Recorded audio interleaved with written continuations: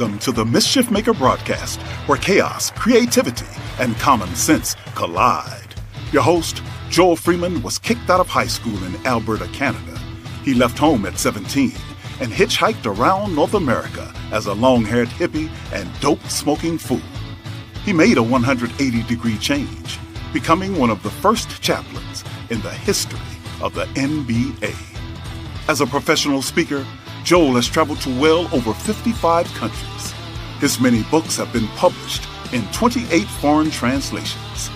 Pieces from his Black History collection have been seen by millions at the United Nations and many other venues.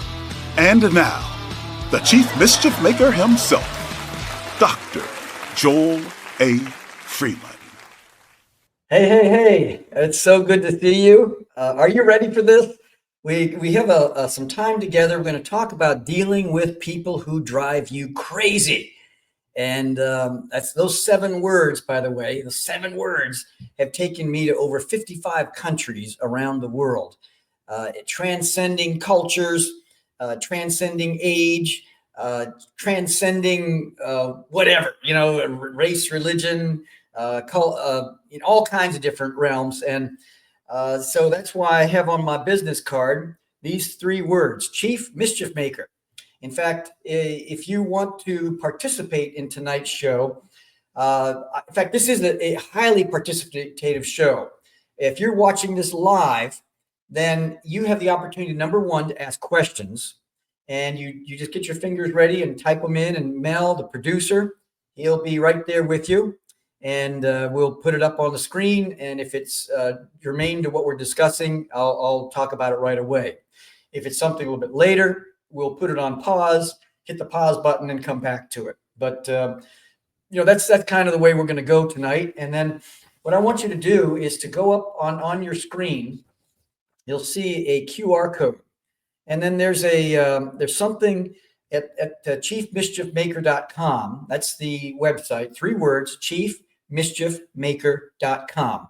And whether you're in India, whether you're in Canada, whether you're in Australia, Japan, UK, United States, wherever you are around the world, you can go there and then download this image, to print it out if you can. And then I'm going to show you what to do with this. You're going to be circling all the words that describe you in how you function in a particular environment, whether it's work or home. And then we're going to break it down. We're going to talk about your personality, and we're going to talk about how to leverage your personality. We're going to talk about 3 areas of potential conflict. We're going to get into a lot of different things tonight. We're not going to play music this evening. We're going to dive right in. And maybe what we can do right now is to put up the PowerPoint slides. This is not going to be death by PowerPoint. The whole purpose of these slides is to, number 1, to give you a visual, and number 2, to keep me on track. And that's very important, because I don't want to take a rabbit trail or say, hey, there's a squirrel, and talk about something else. I want this to be something in this time together, in this hour, to get right down to the brass tacks, as they say in some countries. Now, if we could go to the next slide, and we can see that this is just a big old welcome to all the Chief Mischief Makers.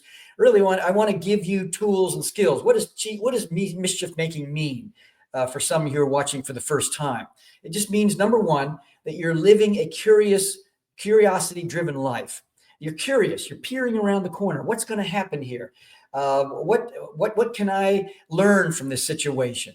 And then also, it's taking a look at things like personality and looking at it through a different lens, from a different angle, and helping to understand a little bit more about the way we're wired, what has contributed to the way we're wired, and how we have built-in conflict. Go to the next slide, and you can see that we have this personality profile.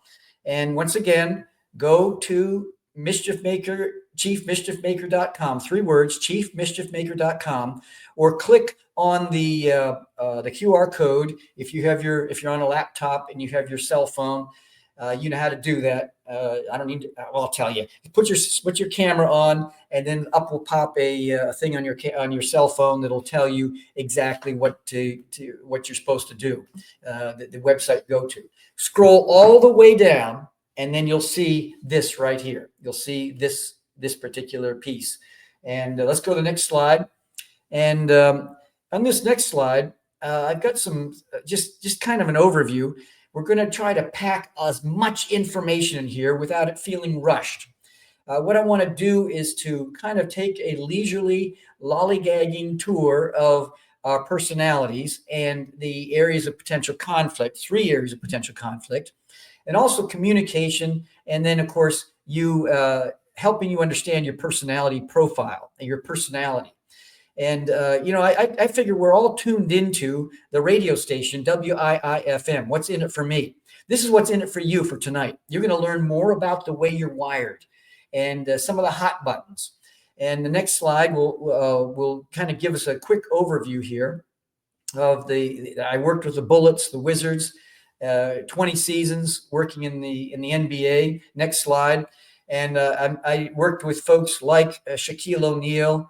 And next slide was coming up here. I worked with these guys here, got a ring. Next slide. And we have a situation where you see Shaq's shoe. Now, if I had Shaq's shoe right here, Shaq's shoe is at Studio A. We're at Studio B right now. And I wish I had it here because it would dwarf the size of my head, my body. It's 22 in US standards. And I can't remember what that is in European EU standards, but it's a giant shoe, size 22. And then you have George Murasan. You can see him he's standing in the doorway with my wife. My kids are really young there, and we're standing there, and he is standing above the door jamb. He has to bump his head everywhere he goes, 7'7". And in Romania, they call him Ghița, which is in Romanian means tiny, I understand. I don't know Romanian, so I'm just going by what I've heard. But the reason I bring the shoes here is because you think about life in these shoes. What's it like being an NBA player, whether it's Shaq or anybody else? What's some of the upside of being a player? You get great seats in restaurants. You make a lot of money. But the flip side, the dark side to that is that there's a lot of people looking for something from you. And sometimes you don't know how to trust people because people have these hidden agendas and not so hidden agendas. And so we're going to flip the channel here. And if you can go to the next slide for Anne Cleves, if the QR code says it's deactivated, it's because it's forwarding to it. Then maybe your setup isn't allowing it. Just punch in chiefmischiefmaker.com, those 3 words in your browser, and that'll bring it up. And then go to the very bottom of the page and look for this particular piece right here, and either print it out or whatever. And I'm going to show you what to do with it before our time is over. And so when it comes to, thank you, Ann. So when it comes to the shoes, we're going to flip the channel here, and we're going to talk about life in our shoes. And every one of us has the personal identity. It's the need to stand out in some way, and the need to just to have when we walk into a room or you're on your job working with your team, that there's certain factors, certain issues that come up that they say, oh, this person, you know what to do about this. We've been watching you. We understand that this is your area of giftedness and your ability, your talent to deal with the situation. And then also there's another need. It's organizational identity. It's not only need to stand out in some way, but also to have a sense of belonging. Now, there's some people that hate to be in the public eye, and they want to kind of stand back. And I'm thinking for the rest of your life, think of ways to leverage your personality, leverage your abilities so that you can speak up and stand out. And then the next thing is in terms of people who can stand out. There's some people who grab the spotlight and they just have no problem dealing with those situations. I would say for them that you need to either the rest of your life look for ways to meld with your team, giving other people the spotlight. And so it's different things, strokes for different folks, if you will. And I don't know what to say. If the owners needs to log in to reset it, oh my goodness, that's not good.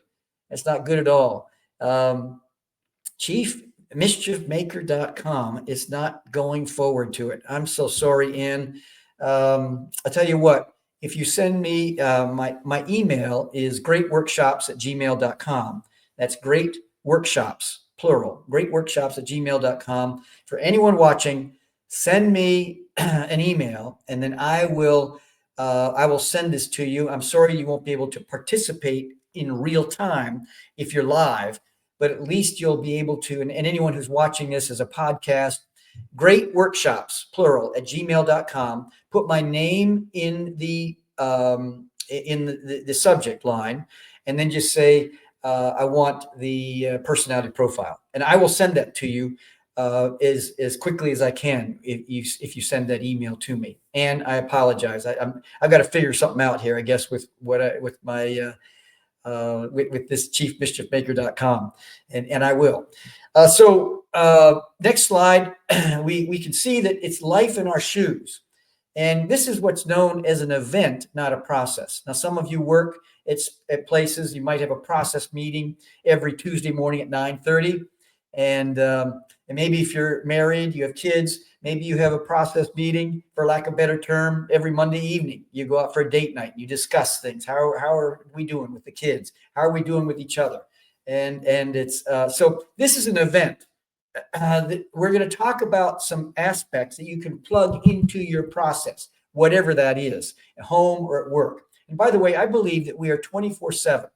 That what happens at home impacts work. What happens at work impacts home. If you're retired, you're probably you're making your spouse go crazy, and she says he or she says, go get a 20-hour-a-week job or something like that. Anyway, next slide. And this is an event we're talking about here, and I hope you can plug this in your process. That 0.05% degree change. The whole idea here is I want to share information that can add just a little bit to your life. It's not a big, huge change. It's just insight. It's foresight. It's understanding a little bit more about yourself. Most people, when they come to seminars that I do, and I've been to Sri Lanka, I've been all across Africa, I've been all around Asia, all around the Caribbean, North America, and worked at Fortune 100 companies, education firms, organizations, worked with all kinds of different situations, multinational corporations, CEO level to the foundational level. And I find that when people come to seminars or they learn about this kind of stuff, that within 24 hours, 80% of it's gone. And within 7 days, it's like, oh, wasn't that the guy that talked about the big shoe? I can't quite remember. And so in a year from now, it's like, whoa, how much? So what I want to do tonight or today, whenever you're watching this, is to bait the hook with some really great information that you can utilize in your life. And I'm going to let you know when I do that. The 2-degree factor, let's say you're driving down the Autobahn of life and you want to do let's say a 90-degree turn. If you're doing that at 150 kilometers or 150 miles per hour, you're going to take out a few telephone poles. But if you add time and space to that, 2 minutes and maybe a mile or so, or half a mile or whatever, you can then make that 90-degree turn if you add the time and space to it. So basically, when it comes to behavior, when it comes to learning about our personality, learning about change in our lives, because change is never fun, think about an incremental change and to learn to be patient with yourself in change.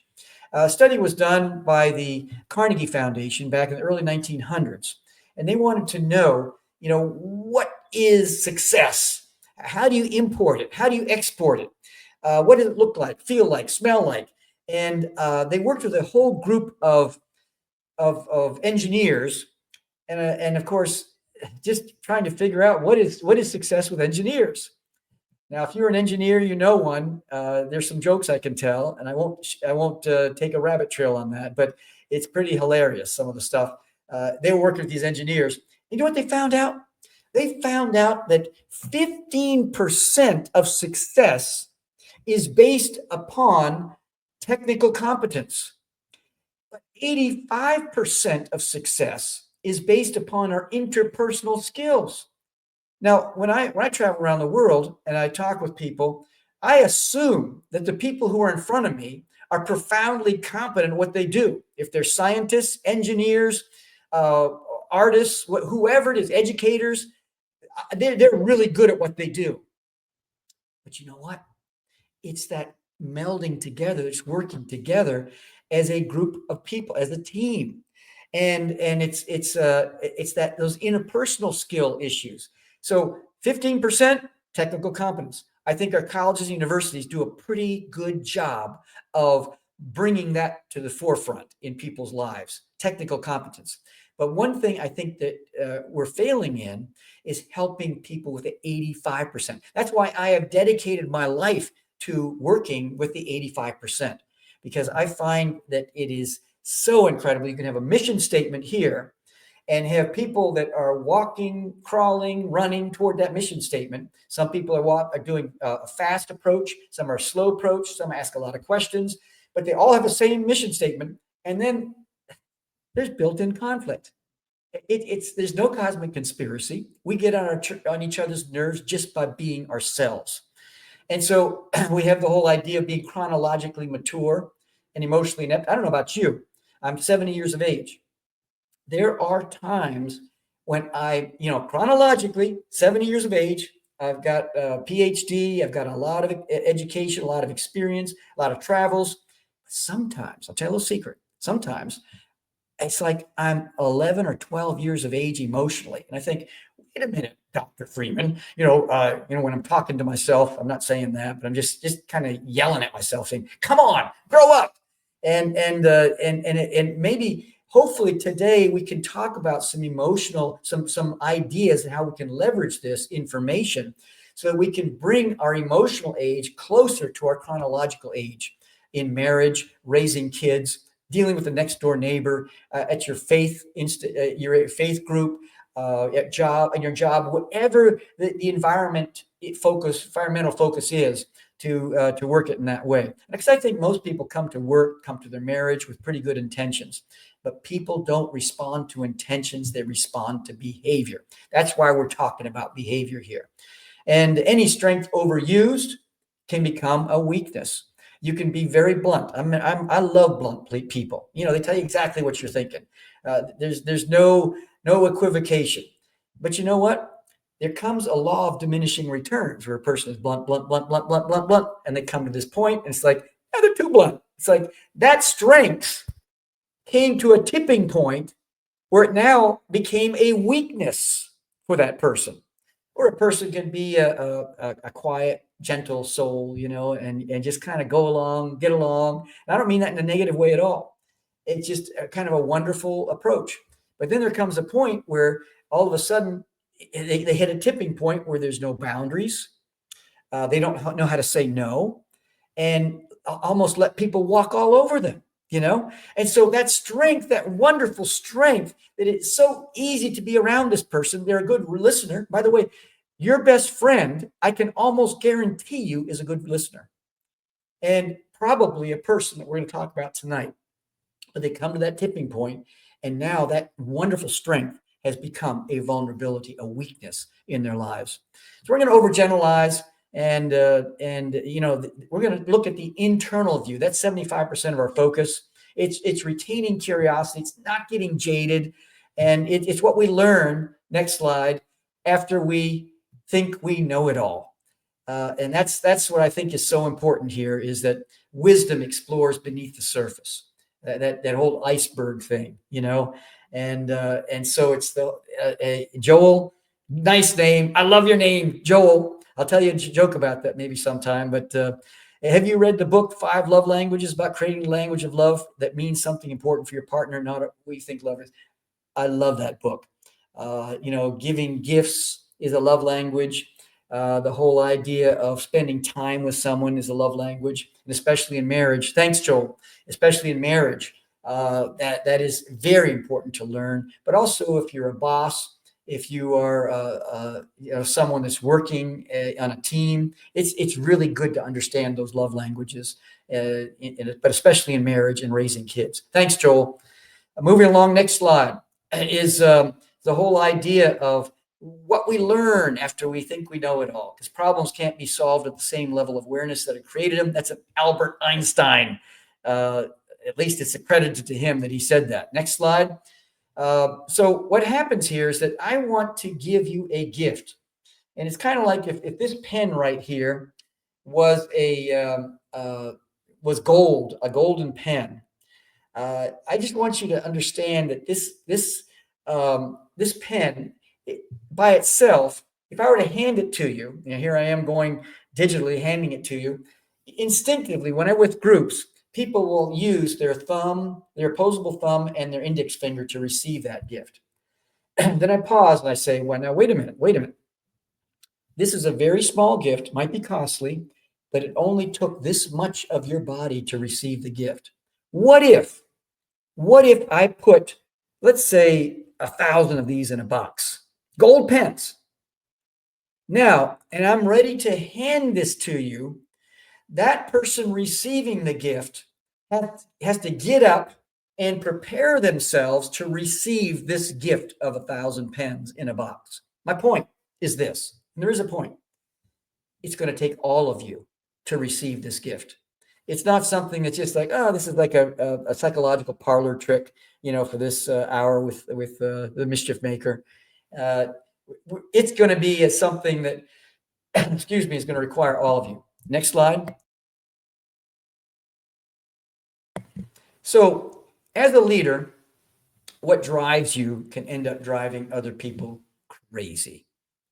And I believe all of us are leaders. You might think, oh, no, I'm not a leader. Yes, you are. Your attitude leads and guides.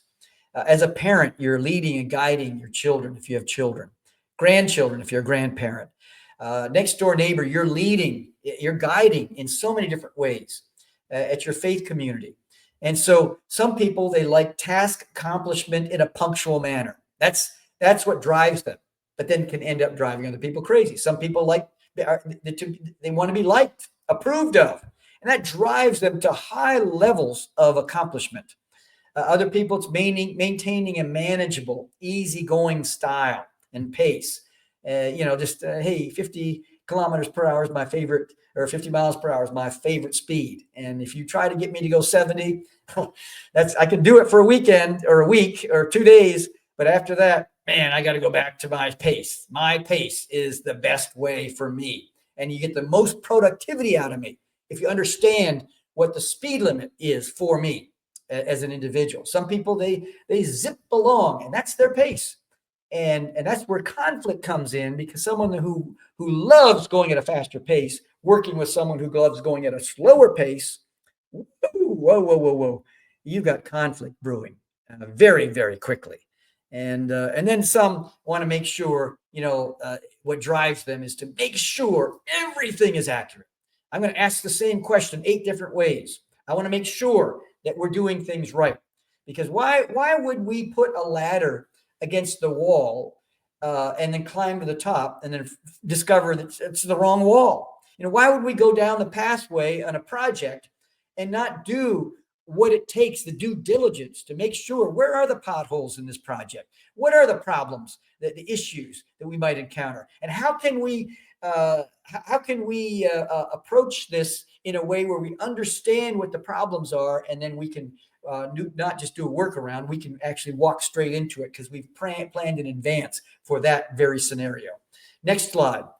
And so what happens here is that, Woody Allen, he said, mellow reminds him of a banana. It turns color, gets spots and spots. Hey, Dennis, I like your sense of humor. And Woody Allen also said that 90% of life is just showing up, right? It might have been 91%, but it was a high percentage. So protect your brand. This is the art of leveraging the gentle art of leveraging. So your logo is your smile. Just sometimes just learn how to smile, even if you're talking on the phone. Your smile will come across in your conversation.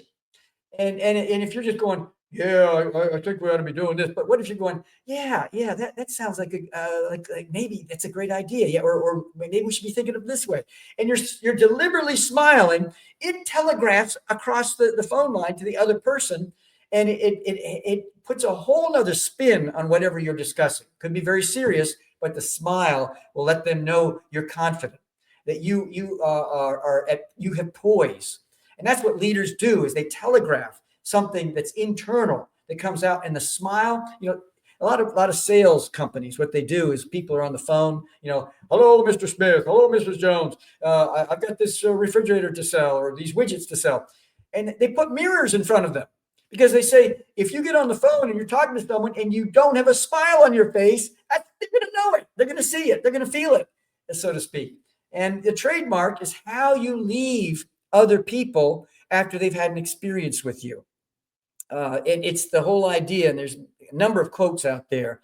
Maya Angelou talks about that. It's how people feel. It's not so much what you say or how you come across, or your resume obituary type stuff, that you're, I'm hot stuff, I'm this, I'm that. It's how they feel. There's a guy by the name of Bill Swanson.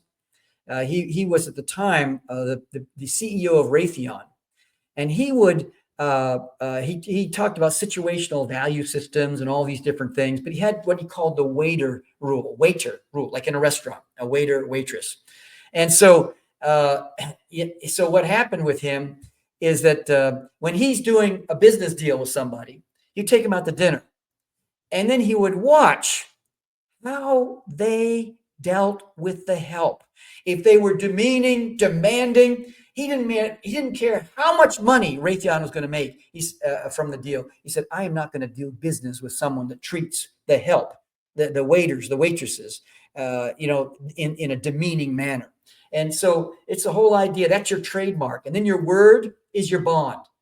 I don't care if it hurts you. If you made a promise to somebody, I don't care if you wrote it down, because what you've written down is only as good as your character. Your word is only as good as who you are. Because if you have any kind of some kind of a contract, there are lawyers. They study contracts to see how you can get out of them. And so if you're that kind of person, I'm sorry. I'm sad for you. But it's the whole idea of your word is your character that comes across. And your business card, that's your personality. And that's what we're talking about tonight. We're going to go to the next slide. I want to tease you a little bit. Next slide and the next slide. Let's go to the next slide here. We're going to get into this personality profile in just a second here. And for those who can't get to chiefmischiefmaker.com, I'm going to fix this. Because I think it was Anne said that she can't get through to it, but go to greatworkshops@gmail.com. Just send an email, put my name, Joel Freeman, or just Chief Mischief Maker if you want. I'll know who it is, and just say, I want the profile. I'll send it to you. Okay. And then after the fact, you can then jump in and kind of do a retrofit on the information I'm sharing tonight. So now we're going to go to let's say, our sponsor is what's known as Rosetta Universe. And I've got some swag on here tonight. And so we have got a little break here. We're going to be hearing about something that is going to point toward our sponsor. So let's hit that, Mel. Hola, I'm Pancho Villa with a terrible accent. I tried to finance a fight for Jack Johnson in 1914, but it didn't work out. No problemo. Order! Jack Johnson speaks. It's an order. Get it? It's an order. 20,000 showed for a fight that was promising. July 4th will go down as timeless. To talk about it, I'd be on it. But why listen to me when you can hear it straight from Jack Johnson, the 15th round right now in his own voice. Welcome to the fight of the century. In this corner, we have... Well, I hope you enjoyed that little ad. I did the voiceover for that for Pancho Villa. I can't do it again. Hello, I'm Pancho Villa with a terrible accent. It's just crazy. Anyway, that's the kind of stuff I do at 1:30 in the morning, and it feels cool at the time, feels funny at the time, but later on, who knows? You're the judge of that. But anyway, in this booklet, if you're in the United States, if you go to jackjohnsonspeaks.com, and I'm hoping that one works. But jackjohnsonspeaks.com, there is a recording in there of a song, a blues song. This is a QR code, and then you'll hear a song about Jack Johnson. And what happened? What happened is that I own in my Black History collection this disc from 1910, 150. It's over 100 years ago, and I have a QR code with a secret code that I'm covering up here. You have to get this booklet to find the secret code. And then what happens here is that also I have Jack Johnson's 10-point war strategy for how he prepared for the fight of the century and how he won it. And then in the back of the booklet is bonus material. I mean, this booklet should be probably 100 pages. So much bonus material in the back of this. Now, and then also Black History 365. I think it's on page 974. We talk about Jack Johnson in this. Dr. Walter Milton, myself, put together the Black History 365. It weighs 5.5 pounds, by the way. And then this is what I want you to really think about is Rosetta Universe. If you go to rosettauniverse.com, this is all about a plan to take the Rosetta Stone, this ancient artifact, and transform it into a modern metaphor for problem solving and critical thinking. It's a gigantic project. And if you are at all interested in this, check it out. Take a look at the media center and then get back to me. And we can discuss ways, some ideas, any connections, ideas, advice, wisdom that you might have for me. But I think you'll really be taken by that. Let's go back to the PowerPoint slide. Once again, this is not death by PowerPoint. It's just to keep me on schedule here. And so here we have, in the next half hour, we're going to unpack this in a very dynamic, hopefully dynamic way. But you have expressive people, dominant people, analytical people, and steady people. And you have people that are dominant, subdominant elements of those four areas. Now, in my PhD work, I did a lot of, I looked at just about every profile inventory out there, Taylor Johnson, MBTI, all the different ones that are out there, the BFI, the Big Five inventory that introduces the whole idea of neuroticism and everything else. And I settled on this particular product, this resource. And next slide, and it's called the DISC model. And we'll go to the next slide here. And it's, there's different aspects that contribute to our personality style. We have genetics, the force of nature, role models. You can think of your teachers that were strict or lenient. You hated them, loved them, whatever what might be. Parents, uncles, aunts, next door neighbors, faith community leaders, birth order. There's a whole studies done on if you're firstborn, only one child, single child. If you're in the middle, if you're the last child, all impacts the way we're wired. Physical characteristics. If you're too tall, very short, very big, very skinny, whatever it might be, a combination of some of those. Then what happens is that impacts you. I'd be working with basketball players at 7 feet, 7'4". How's the weather up there? Hearing that from when they're 12 years of age, it impacts them. Going to a hotel and trying to find a bed that they can fit in impacts them in some ways. Painful experiences. That's, by the time we're about 28, 29 years of age, we're pretty much locked in terms of the way we're wired. But you know what? The greatest modifier of human behavior is pain, emotional pain. That can take a happy-go-lucky entrepreneurial spirit and turn that person into a cold, calculated cynic. And it's, some people get bitter and some get better. Pain is the greatest modifier. And And so one of these times, I'm going to be talking a whole session about pain and how we deal with pain, a whole Mischief Maker show about it. And next, and culture. Yes, culture, Dennis. Good point. That does impact, definitely. But I'm just looking, it's just if I had a flat stone and we're at a pond and I wanted to show you how I could make it skip 5 times, that's what I got here. Now that stone could probably go 7, 8, 10 times. There's many more factors, but these are some of the main contributing factors. But thanks a lot, Dennis. Good input. Next slide, please. Quick history. I'm not going to spend time on this. William Marston, he's one that came up with this. He's the guy that invented Wonder Woman, the lie detector test. So if you taken a lie detector test and you clench your sphincter muscles or your buttocks or whatever, and it sends off a false alarm, whatever, you can thank William Marston. He's the one that came up with all this. And he was kind of an interesting character all in his own.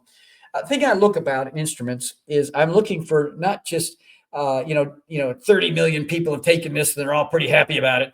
That is not impressive to me at all. I'm looking at validity and reliability. The reliability is the degree to which it produces the same results each time, and validity, it actually measures what it says it measures. Those are the things I look for as more of a scientist in this particular approach. And anyway, let's go to the next slide. Next slide, we'll go to the next one. So once again, if you can't get to chiefmischiefmaker.com or the QR code that you see in the center of your screen doesn't work for you, I apologize. I'm going to fix this.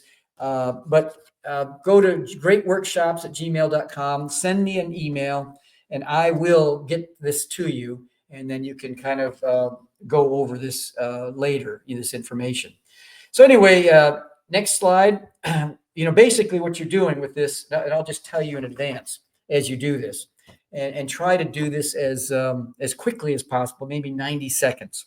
This is the instrument I created for crowds. So if I have 5,000, 3,000, 300, 130 people, whatever it might be, I can't take them through the long form because it takes about 7 to 10 minutes, and you have to do it in advance. Otherwise, it eats up your whole time with the audience. And so this is it's about 85, 87% accurate. So basically what you're doing is you're going to go through this whole group of words, and you're going to identify the words that describe you the most. Not what you think other people might think about you, but what you think about yourself. Now choose an environmental focus. Just a newsflash here. We behave differently in different environments. There's nothing hypocritical about that. It's just different environments provide different stressors that pull different things out of us. So that's why when you go to let's say a holiday party with your job, and your boss shows up with his or her spouse, and it's like, who kidnapped my boss? That's not the same person I work with. It's because home life is different. Pulls out different stressors, and work life pulls out different stressors. So we adjust accordingly. That's why it's important as you're taking this, think about one particular environmental focus.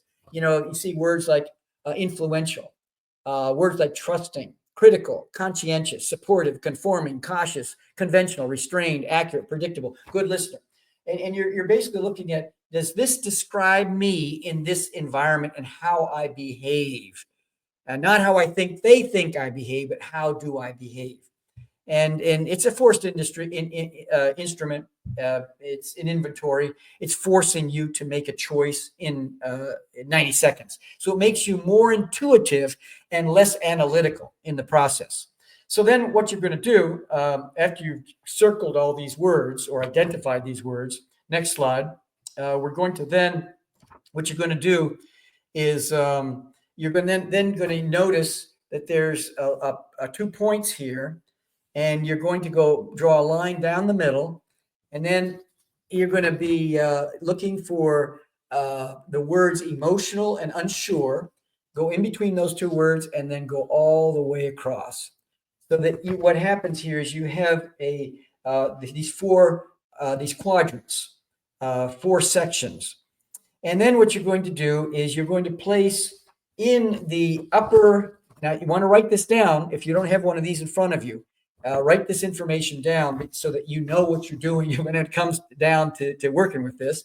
In this upper right-hand corner, you're going to put the letter D. In the upper right-hand corner, put the letter I, like influencer. In the lower right-hand corner, put the letter S for steady or steadiness. And then in the C here, more analytical, the C is, you're going to put that letter there. So it's D, I, S, and C. That's S and C. So hopefully you can see that as you're looking at the screen right now. Now, next slide. And so, by the way, you're seeing here, if you go back, Mel, just the previous slide, what you're seeing here is that we counted 7 in the I quadrant, 6 in the D quadrant, 3 in the S quadrant, and 1 in the C quadrant. So now what I've determined here is that there is a higher level, even though it's 7, only 1 point over. There's the I is dominant and the D is subdominant. So now that gives us an idea on how to understand this particular profile. Next slide. So high level of D, we're seeing words like egocentric, domineering, direct. Low level of D, if you can get that real close, I can send that to you also, but it's the low level of D, unsure, dependent, modest. A high level of I, we have words like gregarious, emotional, kind of entering a room mouth first, so to speak. A low level of I, and we have words like withdrawn, self-conscious, aloof. We flip to the next slide, and we can see the high level of S. We have passive, patient, loyal, so on. Low level of S, and we have someone who is moving at a faster pace, more expressive, more frenetic in activity. The high level of C, perfectionist, and someone who really checks things out very carefully. Low level of C, we have someone who is kind of sarcastic, bombastic, like, I don't care what you think about me, kind of thing. So there's positive, and there's a high and a low for each. And so any strength, once again, overused can become a vulnerability. Next slide, please, Mel. We got to kind of look at this real carefully. So now in this particular piece right here, we see that you have 3% are dominant people, and about 11% of people are influencing. We have 69% are steady people, and 17% are correctness people, more analytical. And this is very important, these numbers. 3%, 11%, 69%, 17%. Be sure to write this down, because this is kind of like a key. I'm giving you keys that can unlock insights in terms of dealing and working with people. And next slide, we're going to talk about 3 areas of potential conflicts. I call these speed bumps in the Autobahn of life. Now, the first speed bump is now you get in your automobile and you have a steering wheel. And so this is what I call the steering wheel.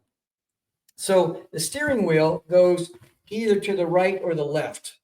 And so if you're more task oriented, if you're CD dominant or dominant subdominant, then I can almost guarantee you, I'm not a betting man, but I would almost bet the farm on it, that you're more task oriented, and you're more interested in let's get the job done. I'm not here to make friends.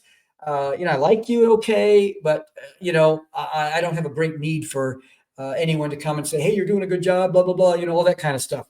80%, you have the whole idea of people orientation. And so if you're a high I, high S, or a combination of the two, your steering wheel is leaning more toward driving more toward people.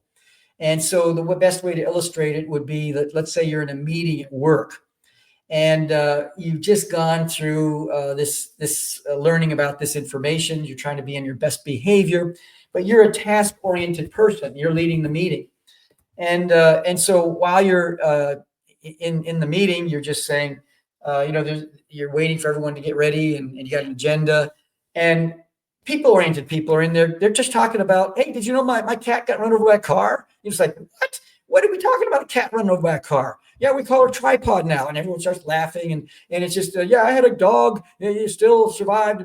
It's just like, what are we doing, folks? We got an agenda here, and you can just feel the tension. The task-oriented person is like, whoa, this is way off the field of what we're here to discuss. And so this is where the tension comes in. The steering wheel, one toward the task, one toward people. The people-oriented folks are thinking like, whoa, somebody's, a diva right now. And you need to chill a little bit. Here's a chill pill. Take one because, just come on, They're more interested in morale. Are we celebrating people's birthdays and work anniversaries and all this kind of stuff? They're more interested in the feeling side of things, and we'll get the task done, but have a lot of fun doing it. So you can feel the tension. The second area of potential conflicts, as we go to the next slide, is not just the steering wheel. Mel, we need the next slide now. So here's Jack Gold. He says, doesn't it make a difference where you are in any given day? If I'm in a battlefield situation, I'm not going to think much differently than I was in a barbecue at a friend's house. We're just not consistent this way. Please reply. Yeah, I mean, once again, we're talking about stressors. If you are at a high level of stress on a battlefield, you're not going to be thinking about, celebrating people's birthdays. That's for doggone sure. And so, and once again, we can talk about life. Are you in a campfire situation? Are you in a bonfire situation or a wildfire situation? You're going to approach each situation in a different way. And so, true. That's a good input. Thanks a lot, Jack. You're right. And so the secondary potential conflict, we're going to talk about a speedometer. And a speedometer, or a gas pedal, if you will, because the gas pedal is producing what's on the speedometer, is that we're now talking about IDDI. If you're an IDDI dominant, then what happens is that you are going to be functioning more at 170, 150 kilometers or miles per hour. You're just going through life real fast. You're completing people's sentences, and you're more proactive, product-oriented, active doer. That's the natural blend there. Now, if you're an SCCS, it's more 50 miles per hour. Now, this, by the way, folks, this has nothing to do with intelligence. It has everything to do with pace. In fact, this is probably one of the areas of great conflict, because you can have people, let's say where I live in Studio A near Baltimore, Washington area, there's a place called I-95 between Baltimore and DC. And if you're driving down that, let's say you have SC individuals, and they're about 5 cars deep, 4 lanes across, and they're holding up the pathway for someone who is a fast-paced 150 kilometer per hour person. That person is going to be beeping the horn, say, "Get out of my way!" And it can be a passive-aggressive way of bringing control into an organization, into a relationship, which may or may not be negative. It just is what it is. And so that's when you get the SUV going out into the median strip or middle area and just zipping by everybody and blowing smoke, in their windshields and dust and everything. And so it's the whole idea of realizing, how am I functioning? If I'm a slower person, maybe I need to speed up my pace a little bit for a particular project needs to be done by next Thursday. If I'm a fast-paced person, I need to provide, it's suicide for me to go be way out in front of the rest of the team or my marriage or anything like that, the kids, my spouse. So I need to build on-ramps for people to be able to join me and then get a sense of their pace and maybe slow down a bit and just see, what is working. And maybe for a special project for 2 or 3 days, say, hey, I'm going to go way up front and I'll come back. I'll be like the lookout, the scout, and I'm going to come back with some information, but I'm going to work at my own pace and bring that back to us. So that's a secondary potential conflict, big area of challenge. So 14%, take 11 and 3, 14% of people are fast-paced, generally speaking, in organizations and in countries.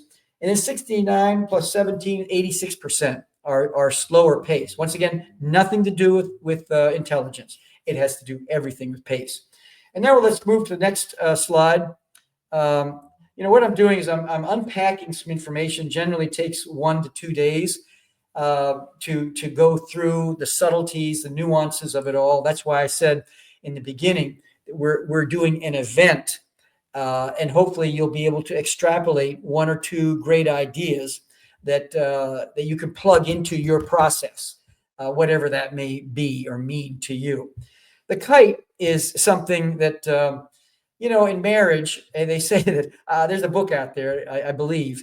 I love the title. I've never read the book, but it's Opposites Attract, Then They Attack. And that's many times what happens, like a young couple going together and, oh, you're so funny and I love it. And then, 2 years later, it's like, would you stop with the stupid jokes? I'm getting tired of it all. What was cute, now is no longer cute, no longer funny, no longer admirable, if you will, in the relationship for whatever reason. It just is what it is. But some people are what we call kites. They fly high in the sky. They get great vision, huge goals, a great appetite for a lot of different things. And so what happens is sometimes is that I think every kite needs a string holder. If we can go to the next slide, please. The string holder is someone that if you are someone who loves to hug other people, you need to hug your string holder every day if they allow you. It could be your spouse, could be someone in your family who's just keeping you grounded if you're a high-flying kite. And because if you reach down with a pair of scissors or a knife and you cut that string, you need the tension because the wind, that's the problems. You're in business. You have a job because you solve problems. When you cease to solve problems, you're going to be out of a job. Companies cease to solve problems, depending how large they are. Smaller companies are out of a job by the weekend. Larger companies, that kind of attrition enters in. You can see the downward clicks on the chart. And so the wind, that's your friend. That's what keeps you going. And you need that wind. But then the string and the string holder keep you grounded. And if you reach out and cut the string, guess what? You're going to crash and burn. And so there's conflict between the kite and the string holder. And embrace it. Love it. Enjoy it. Appreciate it. And like I said, if your string holder is a hugging person, generally they aren't, but go and hug them and just say, thank you. I need good catch. I needed that because I was so busy looking out over here. I didn't see the little speed bumps. I didn't see the little problems here. And you helped to keep me grounded and keep that tension just right for me so I can fly high. Next slide, please. Now, so the third area of potential conflict is a point A, point B. It's where you have the D, the dominant direct person, is now dealing with someone on the other side who is the most passive, most aggressive, most passive. Now, if you can come up with a better word from passive, because steady people are not passive people in the sense of lazy. But I just can't find another term. And so it's just showing the opposites here. So dominant people come in like a bull in a china shop many times. And then the steady person is like, whoa, please go play in the traffic at 5:00 in the afternoon because you are not impressing me. The more you push, the more I'm going to hunker down like a mule. You can't make me mad. You can't move me. You can try to strike me with a stick or something like that to get me moving, but I am not going to be moved. because I'm not going to be pushed by your sense of urgency. And so that's where conflict can come in. And by the way, there's so many positive things about each one of these. I'm just outlining some of the darker sides of conflict that can emerge. And by the way, conflict is good. It is conflict, and I'm not saying all conflict is good, but it helps to bring excellence to an organization when there's positive conflict, when there's different divergent views that are accepted, that are not just accepted, but are encouraged. Please tell us what you're thinking. Now, the next slide, please. We get into the speed bump B for 3. Is this is the biggest area of conflict, by the way, that I've observed over the years. I've been doing this for at least 3.5, 4 decades or so. And the influencer, 11%, and the correctness person. Why? Because the influencer tends to be 10 miles wide or 10 kilometers wide, and maybe 3 inches deep, 3 feet deep, or something like that. But they know a lot about a lot of things, but they're not an expert in one thing. But instead, the analytical person is 10 miles or 10 kilometers deep and maybe 3 inches wide. They don't have a lot of interests all over here, golf and sports and cricket and basketball and all these different other theater and all these other things. They're kind of really good at one thing, generally speaking. And so what happens is the conflict comes about that in a meeting, an influencer is just coming up with ideas. What about this? What about that? Or maybe saying, I've been thinking about something. They float it with the group. And then someone in the group who is a correctness analytical person says, well, tell me, have you thought about this? No, I haven't. Good point. Good question. Have you thought about that? Well, no, good point. I haven't thought about that. Well, how long have you been thinking about this? Because in about 23 seconds, I asked 2 questions that were elementary, Watson, and you didn't have a response. So now I'm going to give a 70% discount on anything you ever bring up again in a meeting.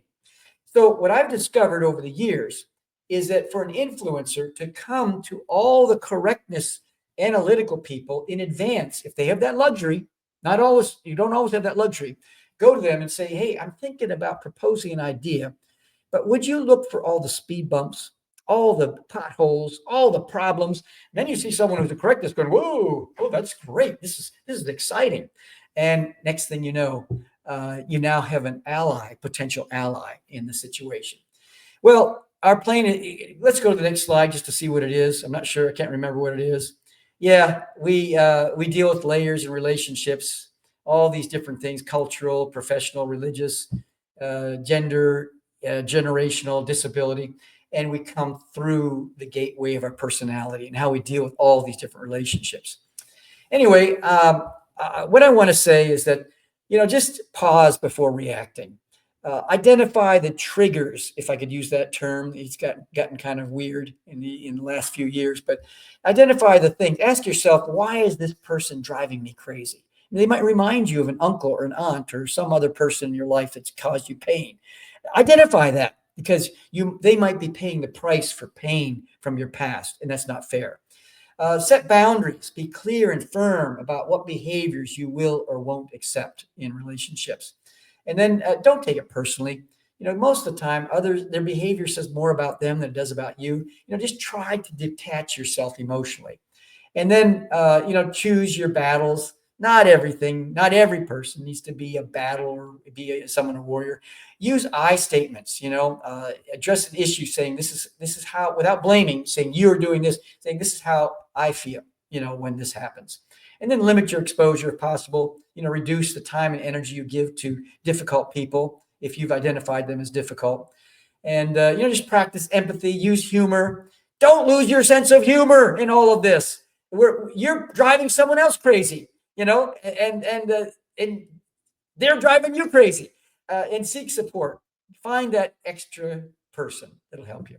We're going to close now. Go to the chiefmischiefmaker.com. also send that email, and we're going to go to a close. Thanks so much for taking time out of your crazy schedule. Ebity, that's all, folks. You have just experienced another episode of the Mischief Maker broadcast. Hit the subscribe button. Connect at chiefmischiefmaker.com. Thanks for coming along for the ride. And hopefully, you are now a bit closer to becoming a mischief maker in your part of the world.